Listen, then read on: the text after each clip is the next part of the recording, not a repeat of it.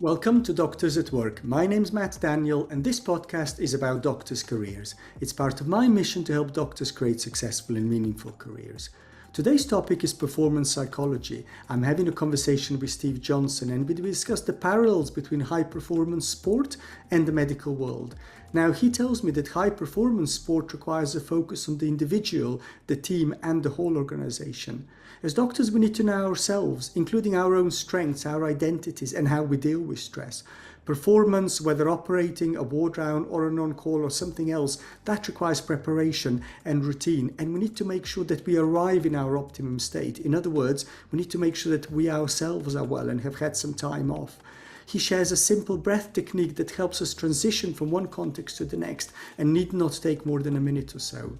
We can't just keep going faster and faster. We need to refocus on human sustainability. And as leaders, we need to look at both excellence as well as good compassionate care.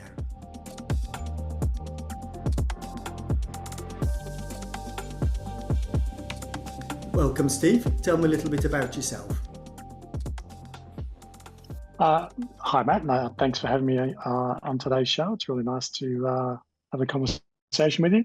I'm Australian by birth, and my original training was in sports psych. And so I taught sports psychology at university in Australia, taught sports coaching, and spent pretty much the first 10 years of my working career as a sports psychologist. After about 10 years, I decided to move more into leadership and organizational development. So I spent the next 20 odd years working in organizations around leadership effectiveness, organizational culture and strategy. And then for the last 10 years, I've been back in elite and professional sport, where I have two main areas of focus, which are around elite and professional sport well-being and performance. And currently, in London, doing some work with the Premier League, with the European Clubs Association, with just recently started doing some work with the FA, and for a few years now I've done some work with the League Managers Association in the UK. So it's been quite the adventure. On a personal front, I'm married to Alison, and have two kids, Hunter and Reva, who are now both adults. So my job is almost done there. So that's a little bit about me. Until you have grandchildren, Steve. So I know. Thank you very much. So I'm interested in our conversation today around the psychology of performance, and I know that in medicine, in surgery particularly, surgery is a performance. You go to the operating theatre and you perform a procedure. But equally, people that run to a cardiac arrest, sort of that's performance. You got adrenaline pumping, trying to do that, or anybody that engages in any procedures, or people that lead a ward round, or if you're doing a clinic, or if you know that you have to chair a multidisciplinary discussion or some kind of a leadership meeting. So for us, all of those things, I think of them as performance. And I've often wondered what we as doctors can learn from elite sport. And perhaps my first question might be, when it comes to kind of that's training for performance, I know that I'm sure, the cyclists behind you, they're going to do squats and they're going to do long distance and they're going to do sprints. As a surgeons, we're going to do technical skills, we're going to do procedures, and we're going to be assessed for that. But how does one train the mindset? How does one train the psychology that's needed to perform at that top level? Yeah, I think you're right there, Matt. There are parallels, and we can learn a lot from each other. And I think the first and most important thing is to both understand self and understand context. So getting to grips with who am I as a person, what are my values, what are my strengths, both as a person and as an athlete, or in this case, as a doctor. I think that's a really great starting point. And then what are my aspirations for this context? Because, we all do our training for a particular profession, for a context. And just as in sport and medicine, there are different contexts that people work in. So is my preparation both on the physical, mental, social, and environmental side preparing me to perform at my optimum in this context. And often people think that the person matters more than the context. And I think the context probably even matters more than the person. So thinking about what is the environment that you're asking this person to perform in really informs what kind of performance framework that you could put in place for an individual, for a team, and for an organization. Can we just delve into those things a little bit deeper? Starting with the self, because tell me a bit more. Why does it matter so much that you know yourself, that you know how you tick and how you perform, or how you stress or how you deal with stress? Why do those kind of things matter? Because they matter because they're linked to one sense of identity. And doctors, just like elite athletes, have a very clear sense of identity. And sometimes that identity works in our favor, but sometimes our strength can be our greatest weakness, in the sense of if we over-identify with that sense of self, that, I am a doctor, I am an elite athlete, and we start to neglect some of these other aspects of who I am as a person, that can have major impacts, not only on performance, but also on well-being and even things like mental health. So starting to unpack what really matters to me as a person is a good platform into the entry of who am I in this context? How should I perform in a way which is consistent with my values as a person? How can I leverage my strengths in this context, which means I can give the authentic me the best possible opportunity of performance? But aligning to that authentic me also can be extremely stress buffering, in the sense it provides me with psychological and emotional resources, because as the pressure ramps up, I can lean into the things that are really authentic and true to me as an individual, and as an individual operating in this context or working in this context. Tell me a bit more about this idea of the authentic me. What do you mean by that? Well, I think in any profession where there is strong role identification, whether it be a doctor or an elite athlete, sometimes the external influences and external pressures and external expectations play a role in how you begin to see yourself. And so sometimes when the volume gets ramped up on those expectations from other people, other organizations, it can really start to make you question who you are as a person, who you are as a performer. And so having stability in that sense of identity, but also some flexibility in that sense of identity, can be really helpful. For example, often we get caught up in our sense of identity as an elite athlete or as a doctor, but some of those other roles we play in our sense of self, such as husband or wife or family member or contributor to social activities, making a contribution to my community above and beyond the role, and being able to look at myself as a person, not just through the lens of that very narrow view of doctor or athlete, can be really helpful to us. Okay, so this sounds really interesting. I think because you've nailed it, and at least maybe if I think for myself, I'm a doctor, and if you cut me into half, it would say doctor or consultant or surgeon, whatever. And I guess one of the challenges there is that with that then comes there's an expectation that I'll always perform stuff, that I'll always be available, I'll always do sort of stuff to a certain standard, and if I think, one of the things that's happened to me that maybe that probably started with the people outside me sort of saying, well, we expect these things to do of Matt. And then my challenge then is, well, I expect these things of myself, and I expect these things and these things, and then I get busier and busier and busier. And actually probably really quite a long time ago, people have stopped telling me what they expect of me. But there's all these things that I expect of myself. And the problem with that is you run faster, and then you burn out and you fall off a cliff. Is that the kind of thing that we're talking about? Yeah, exactly right. And so you become your own worst internal critic, because this checklist of all the expectations that you have of yourself isn't really grounded in reality. Yeah. or the changing context, and almost forgets all the learning, all the growth, all the training, all the successful performances. But that inner critic volume just gets louder and louder. Yeah.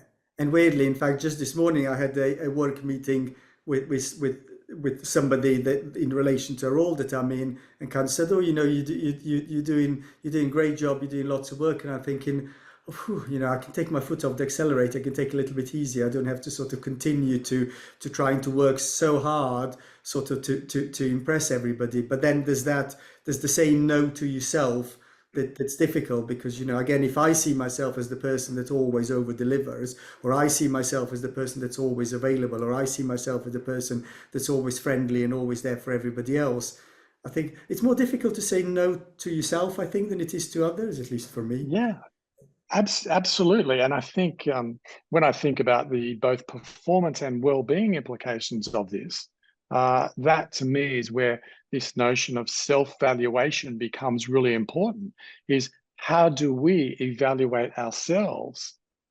Because as doctors, just like with elite athletes, we don't like to admit mistakes. Yeah. And you've probably read Henry Marsh's book on admissions, and so, from a brain surgeon, they never talk about mistakes because they know the consequences of mistakes.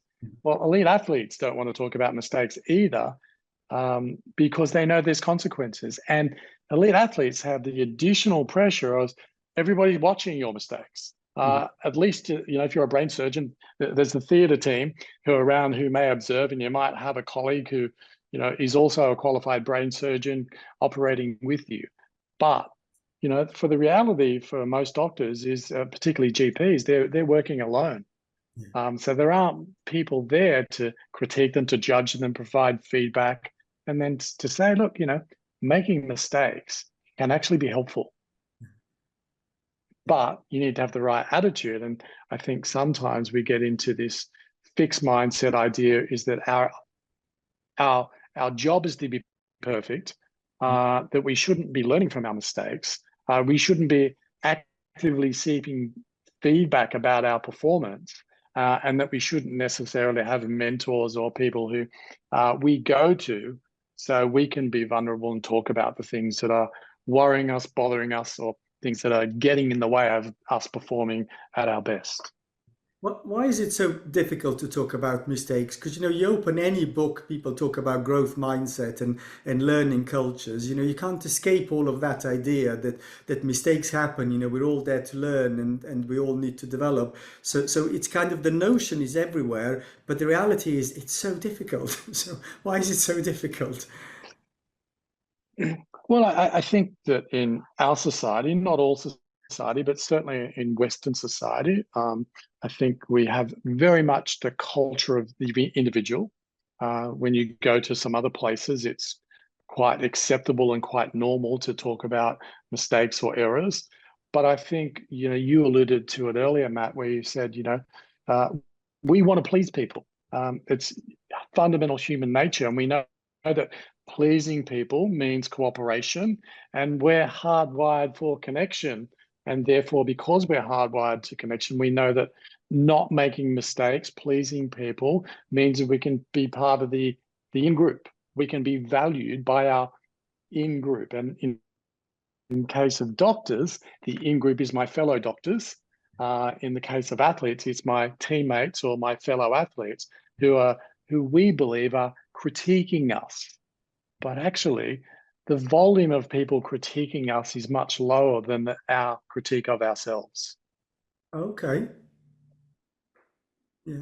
Now, I mean, that might not be true in the terms of social media and keyboard warriors for elite athletes, because a lot of that at the moment is being driven by gambling, where people are betting on elite professional sport, and therefore their vitriol is about that. It's also around people who are using their keyboard for sport, inverted commas, to get under people's skin. But for a lot of people, it's really their own self-critique that's getting in the way of performance. So I'm wondering, let's say, it's a cycling team or a football team, and then there's one person that's, I was going to say it's interesting. Okay, it's interesting where my language went, because my language went to there's one person who lets the team down. I don't think that's what I meant to say, but let's go with that. So you could tell me what you think of my choice of language. There's one person that lets the team down. So you can tell me about the choice of language first, and then you can tell me about how do sports team deal with that? Something happens and one person doesn't perform at a level where the rest of the team expects them. How do sports teams deal with that? Well, I think in elite sport, I think what is the aspiration is a world where 365 days a year, 24 hours a day, that we never make mistakes. And that's just practically impossible. The question is always not just because mistakes are inevitable in elite sport, just as injuries are inevitable in elite sport. So you have to plan for mistakes. And the way to plan for mistakes is to say, is scenario plan. What do we do when we make a mistake? If someone makes a mistake, let's say the Euro's on at the moment, if someone makes a mistake and it leads to a goal, what do we do? How do we regroup? How do we talk to each other? How do we talk to our teammates? How do we encourage them? What do we say? How do we help them make a mental reset so they're not constantly playing in the past, but actually can now think about, where am I? What's my job? And how do I move forward now? And so once everybody understands that we can plan for that, we can train for that, and we can actually implement that, it makes it so much easier for people, because we know that, because then we start to say, well, we don't want mistakes, but we can normalize the reality of mistakes are going to be made. And I think there's a big difference there between, what are you aspiring to do and what's the reality we're expecting? Because invariably, people will make mistakes, and they're more likely to make a mistake under pressure, whether that's the individual being under pressure or whether that's the team being under pressure. And the more pressure we put ourselves under, we know from the evidence, unless we're highly prepared physically, mentally, emotionally, socially, we're going to make mistakes. And so the sport and performance psychology is about being prepared. It's about being ready, and the two are different. And it's about being able to execute. Yeah, and I think maybe this is where healthcare has a problem, because I think most of us are incredibly stressed, and the pressures are just terrible. And of course, that has a big impact on patients. It has a big impact on staff too. Yeah. But there is very much a kind of expectation that things will be perfect and things will go right all the time. And I'm trying sort of to think whether I've kind of prepared or planned for problems. So I suppose the closest that I can get for that is, I think, okay, I'm doing an operation and something happens. Let's say there's bleeding. How do I deal with that? Or if people that I work with, in whatever context, if someone says, okay, I do so and so, and then there's an injury to X, how would you deal with that? So I think that's kind of the closest that I can get. But they're totally individual thing, yeah. So if I cut a blood vessel or a nerve and there's bleeding or nerve damage or whatever, what do I do? So it's that difference between a focus on the individual and the team. What do? I make a mistake, what do I do? And that kind of, I probably have processed all of those things in my mind, whether it's consciously or not, and probably people do that. But I like the idea that something happens, whether that's in theatre or the cardiac arrest team, and it's then how does the whole team recover from that? So like what you're saying, that sort of planning as a team, that strikes me as super important. I hope you're enjoying the show. Please click subscribe so you'll be notified when new episodes become available. This podcast is part of my mission to help doctors create successful and meaningful careers. You can be part of that mission too by forwarding this show to one person who you think might benefit from listening. Thank you. Now on with the show. Yes, and in sport, what good coaches do is they use a principle of affordance, which is, how do we do things that the other side, in this case, let's continue the football metaphor, so the other side responds in a certain way. And in medicine, particularly in surgery, part of the affordance is, well, you know what to do in your typical scenario, and your training prepares you for that typical scenario. But the variables are no two bodies are the same, and no two body responds to your actions in exactly the same way. And so helping people understand that, yes, your training gives you a certain level of confidence and competence and familiarity, but the moment you make an incision, you're hoping it's all going to be familiar and that training is fit for purpose exactly. But sometimes, and guess what? People's bodily responses are different. Likewise, their team, you want to play a certain way, but the opposition says, we know how you want us to play. We're not going to do that. So now the question is, how do you respond? And so that's where the team training starts to really come to the fore, where we all know what our response is when you don't do what we expect you to do. Yeah. If that makes sense. So, and what then, as in elite sport, And you go through, you think about all of these things in advance, you discuss them, you prepare them, you plan for them, and all of that, you've thought about it in advance of the scenario, and you prepared and planned. Yeah. And that's what the good coaches do. Okay. And if you look at serial winning coaches, these are the coaches who continue to go to different countries, different leagues, different places, and they can continue to get groups of people to perform at their best. Well, what they do is they have a dual focus. They have this focus on excellence, but they also have high levels of compassionate care. And so they bring these two aspects together so everybody feels included, everybody feels valued, everybody feels like the coach is genuinely concerned for that person as an individual, not just as an athletic performer. And so serial winning coaches intuitively invest in understanding people, but they also not only intuitively understand people and the importance of investment, but they also go about and learn more about people and the things that make an organization work. So they will learn about organization, culture, strategy, leadership effectiveness. And so they bring that to the organization as well. So they understand people, they understand what excellence is tactically and strategically. They understand recruitment, how to recruit the best people, how to know when people are playing injured, how to manage that, and they build a really good team around them. So they're the kind of things that a good performance psychologist will work with a head coach, asking the sensible questions. Have we got this in place? And if we don't, how do we put these things in place? So a good performance psychologist, in my view, enables the coach to work at the individual level, the team level, and at the organization level.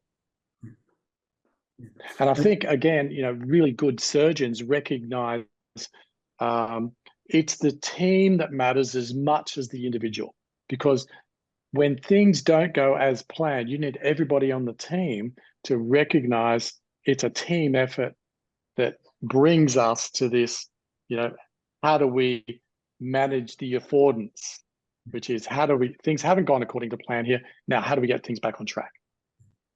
So I'm thinking on Tuesday, so I've got an operating list on Tuesday, and I'm going to go in and focusing on excellence. That probably comes quite easily to me because I know that we want to do a good job, we want to be efficient, we want good outcomes for the patients. So that bit of me, for me, as if you like, team leader, for want of a better word in that context, that works for me. But I mean, what do I need to do so that the team around me knows that I'm compassionate and know that I care for them? So what advice would you give to people when they go to work and say, okay, this is how you need to be, this is what you need to be thinking, this is what you need to be doing, so that the people around you will know that you care about them? Yeah, I think the first thing, which is pretty ironic when you're talking about the team, is to actually ask yourself, how do you prepare?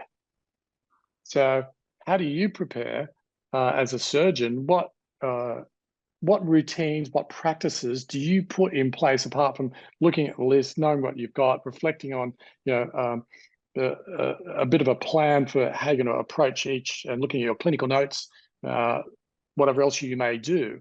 But what's the process you go through to make sure you're in the best possible mindset prior to even talking to anyone? So do you have a pre-surgery routine? Do you practice mental skills beforehand? Do you do meditation or mental imagery to ensure you're exactly in the right spot? So in an athlete's term, that would be a pre-game routine, Okay. which then means you can move into activation and warm up, and then sitting down and having last-minute coach instructions before a game. So to me, the best performances come when an individual knows exactly what they can do, and then they can move into the team, which is, how do you connect with the team? What do you say to them? How do you talk to them? How do you encourage them? Because we know that people can perform better and they can learn better, and they're going to make less mistakes if they're feeling positive about the first interactions they have. So asking people, how are they feeling, expressing your belief in them, talking to them in a calm, positive manner, actually giving them attention, giving them your full attention and not committing straight to task. Those are the kind of things that make people feel like they're ready to listen, and then potentially even, wanting to work with you as a surgeon.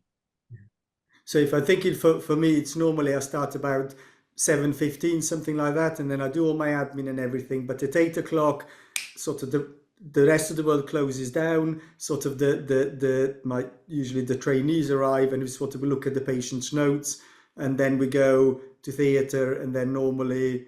Yeah. Okay. So the context is important here, because I'm going to say the ideal thing is, so I go to theatre and I'm there at 8:30 and I make myself a cup of tea and I chat to people. People are doing bits and pieces over a cup of tea or whatever. So we chat, and then at 8:45, then we have a team brief, and we play. But the reality is that often what happens is I pitch up on the board, the patients are not there, they're not worked up, there's no beds, there's no ITU, sort of somebody's missing, or we have too many or too few people.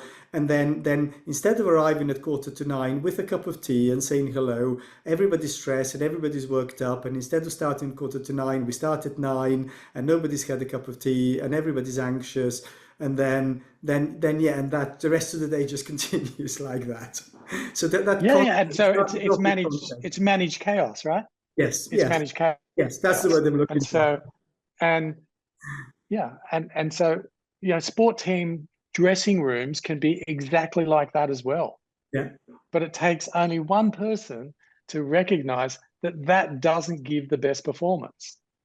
And so less people, yeah, if possible, a more structure, a small amount of time, and it doesn't need to be a long amount of time, is to physically, psychologically, emotionally get yourself ready. Simple transition breathing techniques. Okay, we're about to move to surgery. Why don't we just take 2 minutes for everybody to get centered, to do some paced breathing, to calm themselves down. It's been a little frantic, a little crazy in there. Why don't we just take 2 minutes? yeah. And we're all together. And that's all it takes. It doesn't take a long time. And all of a sudden, because as you well know, from our brains, which is both our brain and our body, our central nervous system, our peripheral nervous system, they co-regulate. So if everybody's just doing this simple exercise, then people feel calmer. They pick up that their fellow professionals are also calmer. And so therefore, that gives you the best possible chance of not only successfully completing the operation, but also the best possible chance if things don't go as planned. So okay, so this Because is what people also forget, this is something we talk to athletes about, is most of the information that your brain is processing is coming from your senses. So if your body is picking up chaos, managed chaos, well, of course, that's how you're going to feel. And your body has to respond to that. yeah, yeah. And and that's how NHS And so feels in most days. Yeah. yeah, yeah. And so just taking a little time, and then the advantage of this, as I see it, is not just for performance, Mhm. but it's also for human sustainability, Mhm. because managing, you can only work in chaotic environments for so long before there starts to be an impact. Mhm. Your initial response is, a more cardiovascular adrenaline type of, or noradrenaline type of response. But then you also start to get a more endocrine response, which, we know the impact of that on immune function, right? So not helping people with this is doing a disservice to the individual, to the patient, and to the medical profession generally. And we're very much seeing that. If you think, our work and stress has gradually gone up during COVID, whoosh, for vast majority of us, sort of it just Mm. accelerated, and everybody spent 2 years on adrenaline. And and what we're seeing now is, sort of that adrenaline's gone because we're not in the middle of a COVID crisis, but it's just it's never ending. And you're quite right that it's not dealt with. And I know sort of lots of people say, oh, the NHS needs to do that. We need a different government. And really, I'm wondering how much of that is to do with us. It's not the government or the NHS that needs to do different. It's me that needs to do different, or it's you, or it's the team that needs to do different. Because the reality is, there's always going to be more work than we can do. I think there's always going to be the And challenge. Yeah. and particularly because if you look at the UK, look at the US, you look at Australia, we've got this demographic time bomb going off right now, and so more people, older people means more healthcare. Full stop. And so that means the demands are going to continue. Now the question is, how do we change the working environment? How do we change the training of professionals so that they're equipped to, one, understand these things, recognize them, and then act on them? Sport is going through a change as well, because sport has become more popular. There's more money in sport, and athletes are required to play and train more often, more than ever before. More competitions, more games, more training. And so, the demands on athletes, particularly elite and professional athletes, have almost hit that level where the human sustainability of this level of performance starts to become questionable. So sport is starting to look at what it's doing, thinking about how do we create environments of sustainability? How do we educate coaches to understand and recognize about the importance of well-being? How do we teach people skills for performance? How do we teach people to perform in highly stressful environments? How do we bring in sports scientists, sports psychologists, performance psychologists who can help us adapt to these demands? Now, in sport, this is early days. There are pockets of people, usually the serial winning coaches, but there are pockets of people who are starting to do this really well. But it's not right across the board.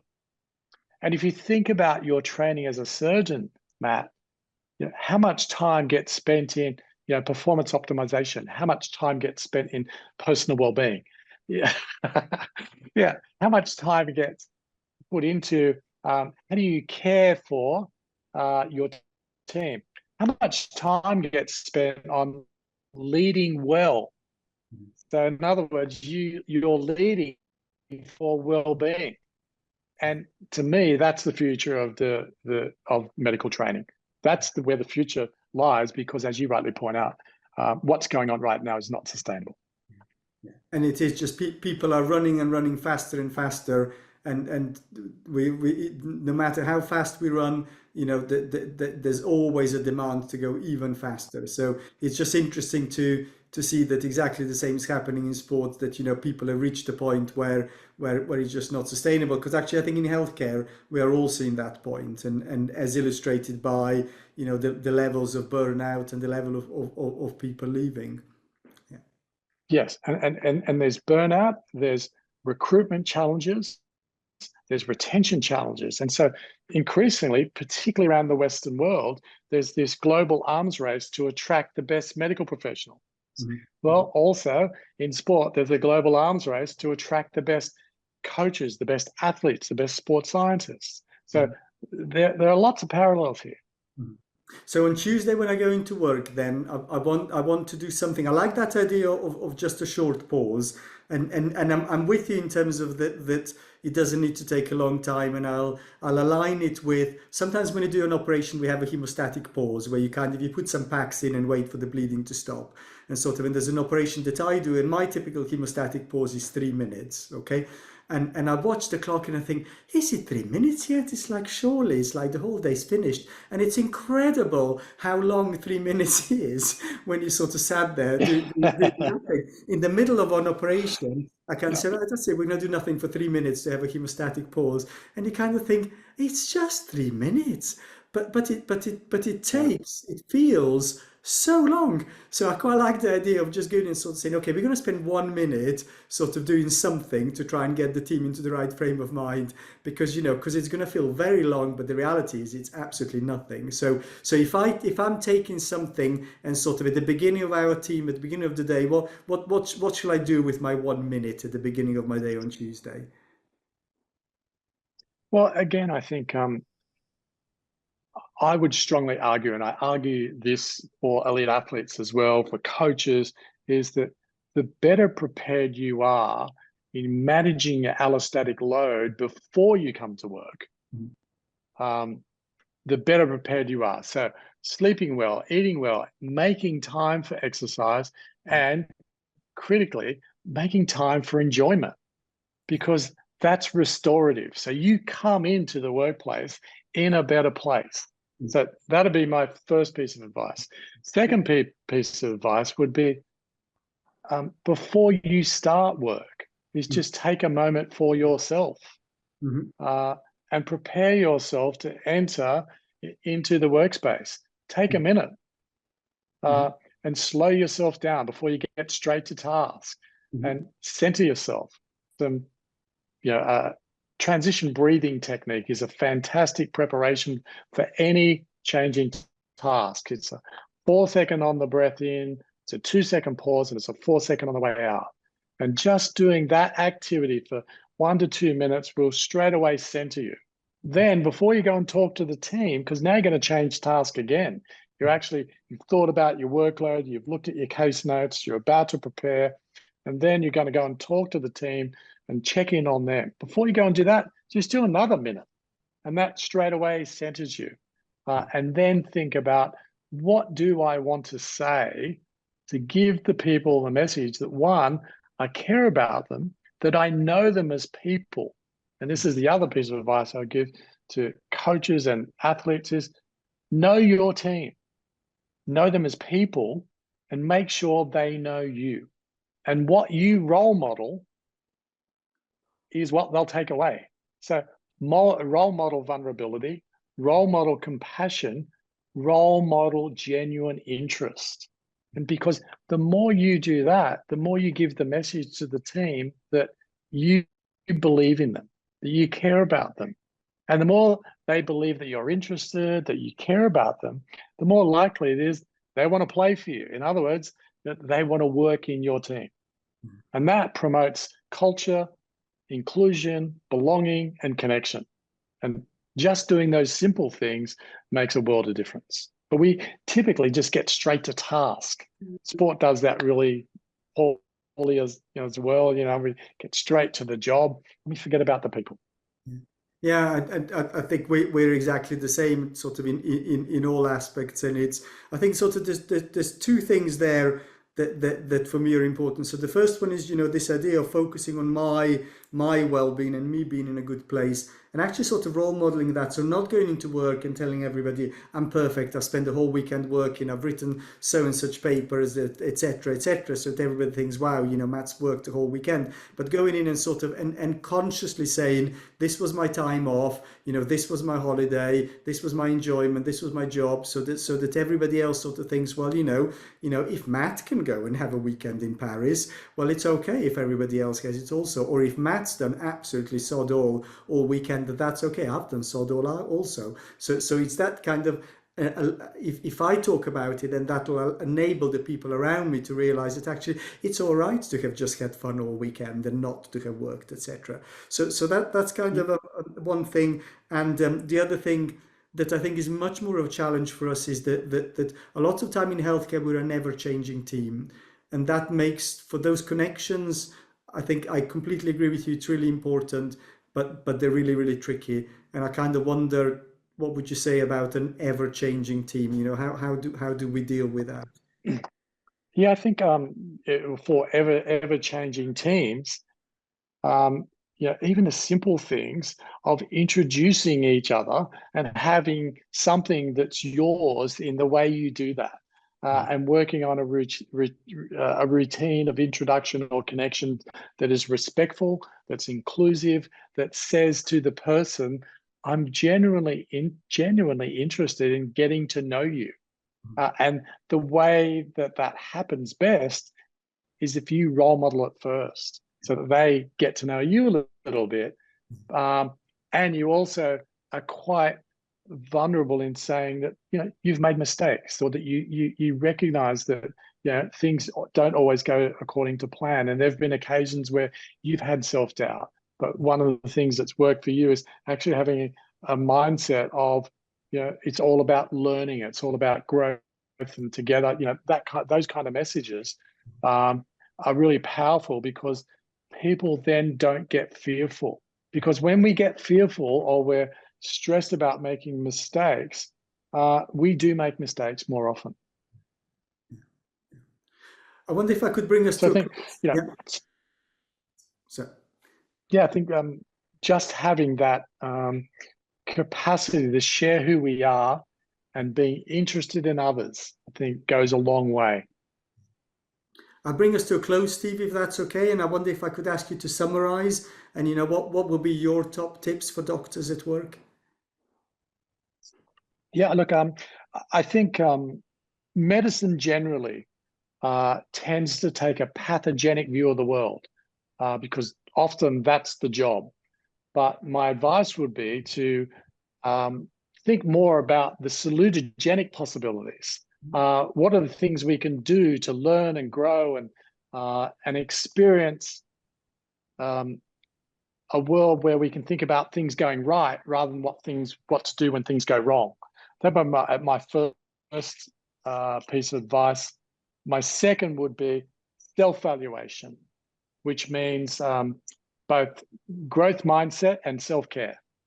So, if you put those two things together, then I think we not only give ourselves and others the best possibility of a good performance, and then I think having routines around being prepared and being ready are really important as well. And when I say routines, I'm of course coming from a psychological, emotional, and social perspective. So building in some routines around that. So that'd be my 3 top tips: Wonderful. salutogenic, self-valuation, and routines. Thank you very much, Steve. Thanks, Matt.